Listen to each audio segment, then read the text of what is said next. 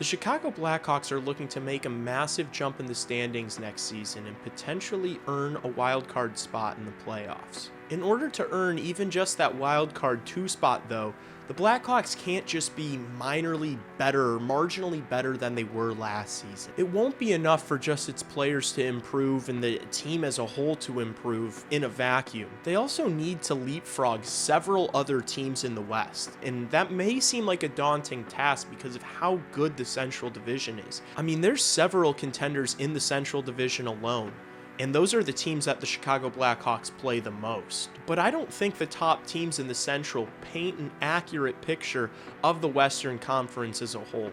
In this video, I'm going to be going over all the teams in the West that I think the Chicago Blackhawks at least have the opportunity to leapfrog this season. I'm also going to be going over some of the teams that I think are established playoff teams, and I'll be touching on them briefly. But in this video, I hope to kind of lay out a roadmap for the Blackhawks to make the playoffs this year if everything goes well. And I think what you'll find is that is a real possibility. So firstly, I want to start with the wagons, specifically in the Central. The Colorado Avalanche this year, I think, are going to be really good during the regular season. This past season was kind of a disappointment for them, to be honest with you. I know they broke records during the regular season, but that team was so talented heading into the playoffs that it really was Stanley Cup or bust.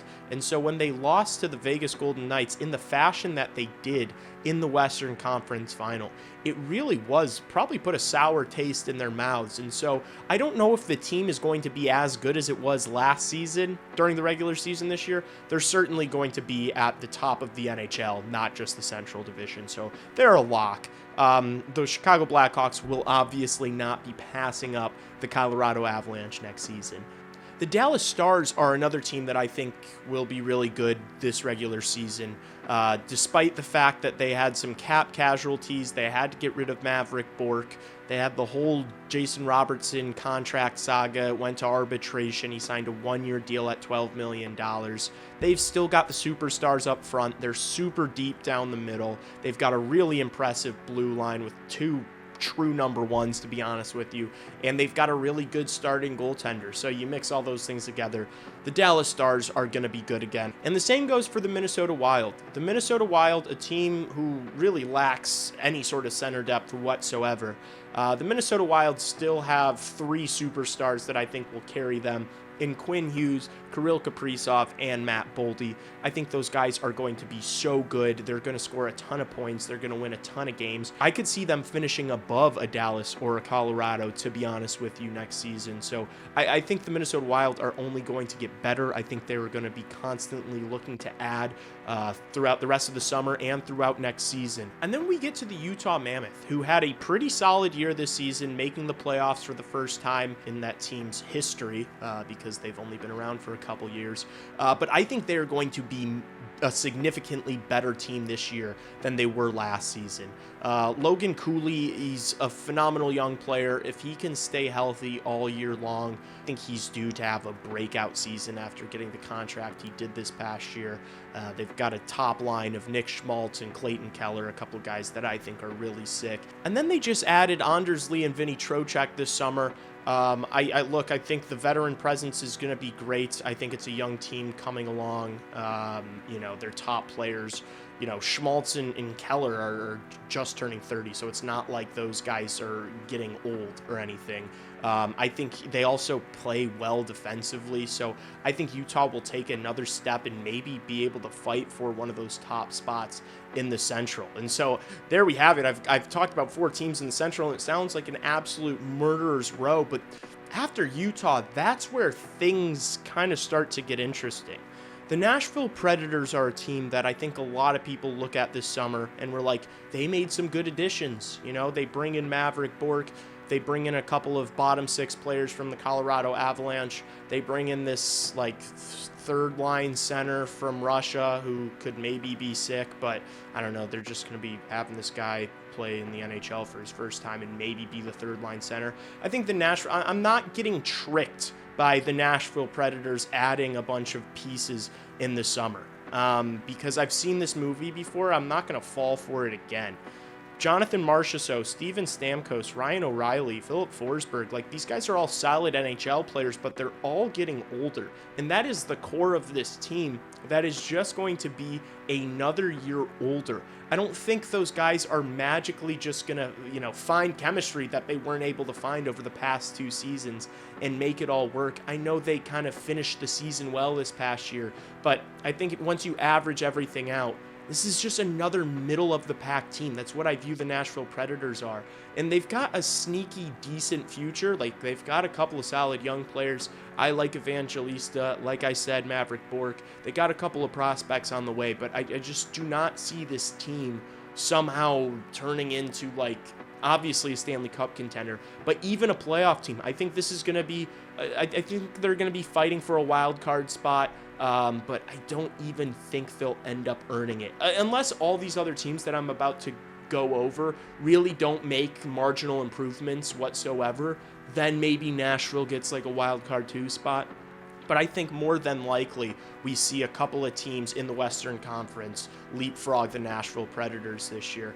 And you might be pretty familiar with one of them. But moving along, the St. Louis Blues. Now, the St. Louis Blues, I think, are more interesting than the Nashville Predators in the sense that their top players are still pretty young. Like, all their top dogs, I guess Buchnevich is like 30, but I think Thomas is like 26 or 27. They bring in McMichael. They traded Kyrou for McMichael, which, might not make them too much worse, but I don't think it's going to make them significantly better. They bring in Mason McTavish. They trade a couple of first-round picks for him. They've got young players like Jimmy Snuggerud and Dalibor Dvorsky who, look, like, I think those guys have the potential to be, like, good NHL players. I just don't know if any of their young guys are, like, truly elite.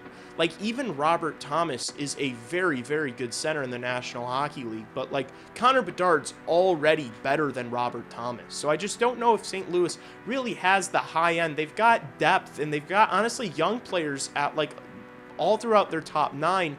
I just don't know if any of them are legit enough, or I don't know if they're going to gel well enough. I don't know if they're all going to take jumps to the point where I'm saying that I think St. Louis is going to take a step from last year. Like, this is a team that has been willing to sell its top players for the past couple of seasons. I mean, how long did we hear the Kyrou rumors? How long did we hear that they were fishing Robert Thomas's name out there? Colton Parayko literally got traded, and then he denied it after it happened. Like, this is a team that, yes, they brought in a couple of players, and yes, they have some more young players that are going to be taking steps, but they're also, like, kind of trying to get worse at the same time. So, while I think St. Louis, honestly, compared to a lot of these other teams in the Central Division, probably have a pretty bright future, they're kind of in the spot where the Blackhawks were previously, where they're, like, almost kind of trying to tear it down a little bit. They're trying to retool, I guess you could say, on the fly and just get younger. But to me, that I don't think that means they're going to have an amazing season next year. And so I just feel like that is another team that the Chicago Blackhawks are set up pretty well to outperform next year. And lastly, in the Central Division, we have the Winnipeg Jets, who, after just a year removed from a President's Trophy and a playoff win, that team seriously regressed, and not many people saw that coming. Which is kind of interesting when you're talking about a lot of these top teams in the Central and in the Pacific, which I'll get into. But when you're talking about a lot of these top teams, someone's going to fall off. Like, someone always eventually falls off. I think after that President's Trophy win, not many people expected Winnipeg to regress the way they did. I expected them to regress. I made a video around this time a year ago saying that I thought the Winnipeg Jets were going to regress for a number of reasons. I didn't expect them to completely miss the playoffs. I thought they were going to be a wild card team, but here you have it. I mean, the Winnipeg Jets are just so top heavy. They completely rely on that really good top line that they have with Scheifele, Connor, Velarde, but after that, they have no secondary scoring. They do not have a real option at second line center. They wheeled Jonathan Toews in, and that was not the best situation for him. They kind of fell off defensively. Connor Hellebuck is great, but also wants to leave. Like, Connor Hellebuck might get traded this summer. The Winnipeg Jets that we see at the start of the year could be totally different from the Winnipeg Jets I'm talking about right now, just because the wild card of Connor Hellebuck probably leaving. Like, I think he's already 1 foot in, 1 foot out. I think the Winnipeg Jets are not only not going to get better, I think they're going to regress from the team they were this past year. After the initial regression, I think they're going to continue to get worse. People are talking about Vigo Bjork like some real like Vigo Bjork is not going to step in and be a second line center this season that the Winnipeg Jets are looking for and get them back into the playoffs. That is not going to happen. It's just not. So, yeah, strongly do not believe in the Winnipeg Jets this season. I think that is an easy team for the Chicago Blackhawks to leapfrog. And then we kind of go to the Pacific, which, you know, there are a couple of teams in the Pacific that I think have the potential to be really good, but there aren't like any cut and dry absolute wagons that are so clearly going to have like amazing regular seasons this year. Like, I know that the Vegas Golden Knights went to the Stanley Cup final this past year, but they just lost Pavel Dorofeev. We just watched them this past year pussyfoot around that terrible Pacific division and like really struggle all year long. They fire their coach. They bring in Tortorella. He takes them on that playoff run. They kind of have a Linsanity run in the playoffs and in rounds 2 and 3. And then the pumpkin kind of came back out in the Stanley Cup finals. Losing Dorofeev, new coach, like, could Vegas kind of figure it out and just be a wagon throughout the regular season? Yes, like that wouldn't be overly shocking. I think how bad they were last season during the regular season, I think that kind of almost surprised people a little bit, but I think we could very well get that again. Like, I don't think this Vegas Golden Knights team is like that much of a wagon. I think they just got hot at the right time this year. Like, Mark Stone getting older, I just don't know. They're going to be good. They're going to be better than the Chicago Blackhawks. But, like, I'm just trying to paint the picture to you that, like, this Western Conference is not some, like, like, all these teams are amazing. It's like, they're really not. And that takes me to the Edmonton Oilers. Obviously, 2 of the best players in the world, Leon Draisaitl, Connor McDavid. If those guys are healthy, I mean, it's kind of do or die this year for the Edmonton Oilers. I just don't believe in the rest of that team at all. The Edmonton Oilers are not a good team. They aren't good defensively. They do not have a good goaltender. They rely on their superstars. And, like, look, I think that could make them have a really good regular season, but things could also go terribly bad in Edmonton. Like, if Connor McDavid or Leon Draisaitl get injured at any point throughout the season, it's over for them. And McDavid's probably gone. So I don't think the Blackhawks will be able to leapfrog the Edmonton Oilers next year. I think those stars will be able to carry them. Evan Bouchard's fantastic offensive defenseman. Like, they're going to score a lot of points. They're going to win a lot of games. It's probably going to be a lot of track meets, to be honest with you. I like the Murphy addition. I like Jason Dickinson addition for them. They should be good enough to get back to the playoffs, but we've seen this with the Edmonton Oilers before, where, reality doesn't always meet expectations, especially during the regular season. And so I think they will be good, but they're not unbeatable. The Edmonton Oilers this is not the Edmonton Oilers from 3 years ago. Let's be honest. Stan Bowman has made a mess of the situation. And speaking of messes of situations due to general managers, how that for a transition, let's go to the Anaheim Ducks, who I think are maybe my candidate to regress the most. Although I think the season they just had is a pretty good model for the Chicago Blackhawks, which my next video will be talking about kind of what the Blackhawks need to do in order to make the playoffs, like as far as goal differential, goals for, power play, penalty kill, that kind of stuff. But the Anaheim Ducks, I think, are my candidate to regress the most. The Anaheim Ducks just made the playoffs with a negative goal differential. Like, they were outscored throughout the season and came in 3rd place in the Pacific, which should just tell you how bad the Western Conference is, but more specifically, how bad the Pacific Division is. So the Anaheim Ducks make the playoffs playing that track meet style of hockey. But then the Leo Carlsson offer sheet saga happens. Their books are a mess now. They just gutted their decor. This team that was already bad defensively, this team that already gave up more goals than they scored last year despite making the playoffs, they lost over half their decor. John Carlson, gone. Gudis, gone. Trouba, gone. Like, who's playing defense for them? They probably are still going to have to trade one of the forwards to make room for the Carlson and inevitably the Gauthier deal. And then they've got Seneca to sign. This Anaheim Ducks team has a very bright future. They've got stars. They've got bona fide star players. You know, those players that I just mentioned are going to be studs in the NHL. I just think it's going to take them a couple more years to start figuring it out now, because they're going to have to say goodbye to some of these veteran pieces that they're paying a lot of money to. They might have to trade a Kreider or a Killorn now, you know? And so I think that decor is going to look massively different. I think that forward group is going to look a little different. And I think they are primed for a regression. I mean, I've never been like so sure about something than the Anaheim Ducks probably regressing from what we saw this past season. With that being said, they could still make the playoffs. Like, they could still finish third in the Pacific. That's how bad the Pacific Division really is. Because it's like, I don't know.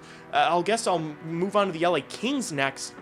The LA Kings are just so incredibly mid. You know, Kopitar retires. They bring in Panarin, which I think will help the power play. They'll score more points. But that is a team that has been... They've been a defensive team for the past 5-6 years. I don't know if like bringing in Artemi Panarin is going to be the guy that's going to just save everything for LA. I mean, Byfield's been a disappointment. Fiala died in the Olympics. Is he going to have some massive season after coming off of that injury? I don't know. Kevin Fiala is already just like a player. I mean, go look at LA Kings numbers over the past few years and like how good they are defensively, and then look at how bad Kevin Fiala is defensively. But I digress. It's not as important. They've got a couple of decent pieces, but it's like Kuzmenko, you know, Moore, Laferriere. These are fine players, but I don't know if this group is going to take a massive jump from last year. Maybe they score a few more goals, but I think this is going to be another bubble. I think they're a bubble team. I think they're around a wild card spot, kind of cat fighting with the Nashville Predators and a couple of other teams again next year. That's just how I see it. Doughty another year older. You know, Brant Clark is a really good offensive defenseman. He could get better. I like Mikey Anderson, but I just like... I do not think the LA Kings are going to take a step, is what I'm trying to say. And then I got to talk about everyone's favorite team around here, the San Jose Sharks. The San Jose Sharks are a bit of a wild card. Like, I could see them being really good next year just because I think, you know, the contracts that they added with Marchment and Trouba in Nurse, I don't think those will be good in year 3 or 4 or 5 of those contracts. But I think next season, those additions will help them. They're going to make their blue line a bit tougher and honestly better. I will say, though, the San Jose Sharks are a team just like the Blackhawks are trying to, like, win with speed and skill and imposing their will that way. I don't know if Darnell Nurse and Jacob Trouba at this point in their careers are guys that are really fitting that mold anymore. Like, if you're trying to play fast and beat teams that way, you know, is Jacob Trouba the guy that, you know, the answer to your question on the blue line? I doubt it. I think that still, even with those additions, they're sus defensively. I don't think Macklin Celebrini, to be honest with you, and it pains me to say it, I don't think Macklin Celebrini can be much better than he was this past season. I think there are other young players that could take a step on the San Jose Sharks, but I think Macklin Celebrini, like points-wise, I don't know if he's going to like routinely score a lot more than 115 points like he did this past season. We'll have to see how Misa looks. Stenberg is going to be playing right off the bat. It's going to be a young group. They're kind of a wild card. I wouldn't be surprised if they end up kind of taking Anaheim's spot, to be honest with you, and like firmly grabbing that third spot in the Pacific. Or they could just like completely disappoint, and Celebrini could if Celebrini only puts up like 90 points next year, what happens with that San Jose Sharks team? Because he was lugging them on his back down the stretch, and they still missed the playoffs quite comfortably. So the Sharks are on the rise. Everyone knows it. We'll see what they do next year. But then these next like 3 teams I can kind of talk about almost as one. Like the Seattle Kraken are the kings of the no man's land, just the mid. Like their top players are what? Eberle, Stevenson, McMahon. Like these guys all on the wrong side of 30. You know, McMahon was a good addition for them this past season, but like they're 2 of their top young players like that are actually playing. Beniers and Kakko. It's like, you know, Shane Wright, they've been talking about trying to move him forever. They tried to bring in Jason Robertson. That didn't work. Like, it just doesn't, I don't know what the direction is in Seattle. I think it is terribly mid-roster, and I think that is it's really reasonable to predict the Chicago Blackhawks to be able to leapfrog the Seattle Kraken next year. I think that is, I don't think that is a silly thing to say. And then the Calgary Flames, I think maybe will regress. They are going to be really bad. They're going to be super young. They've got some really exciting pieces. Who knows if Wolf is going to stay there for the long haul, but they got Coronado, they got Gridden, they got Parekh. It'll be a whole nother season for him. We'll see kind of what those young players can do. I think Calgary's actually drafted really well. I think this rebuild thing will go well for them. They're just like where the Blackhawks were in 2023. You know, that's where the Calgary Flames are right now. So they're still a couple years out, and then Vancouver's where the Chicago Blackhawks were in 2022. Like, they're just starting this thing. It's only going to get worse in Vancouver. That's probably going to be the worst team in the league again. And so once you go through that entire Western Conference like I just did, there are playoff spots up for grabs. Like, if Anaheim regresses, it's going to be, you know, LA, Anaheim, San Jose, Nashville. Those are going to be the teams kind of battling it out for the last couple wild card spots. I don't think any of those teams, you know, besides San Jose, really have the opportunity to progress as much as the Chicago Blackhawks do.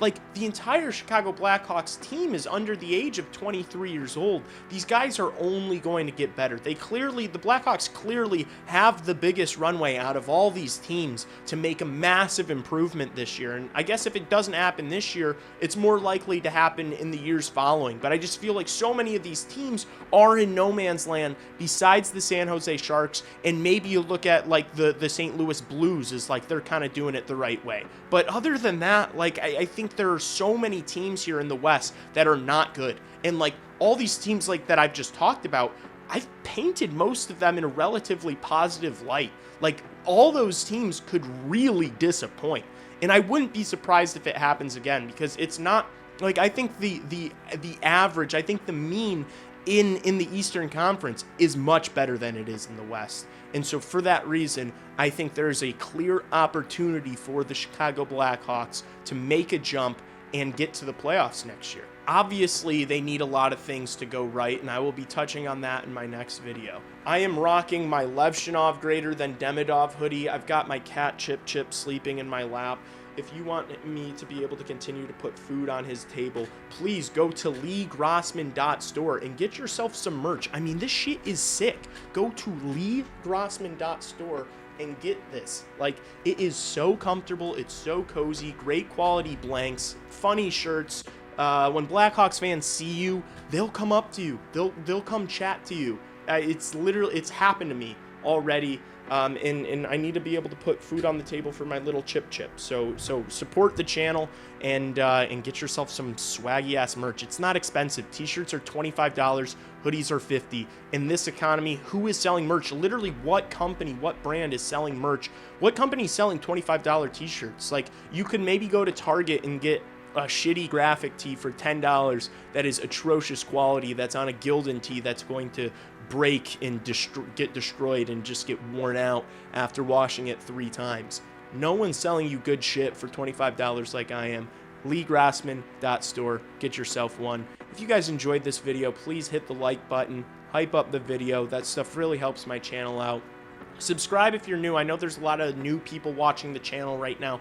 Hit the subscribe button. I'm going to be covering the Chicago Blackhawks throughout the entire season. I'm going to be live streaming games, doing the whole 9, post games, everything. So subscribe to the channel, hit the notification bell so that you know when I go live and you know when I post.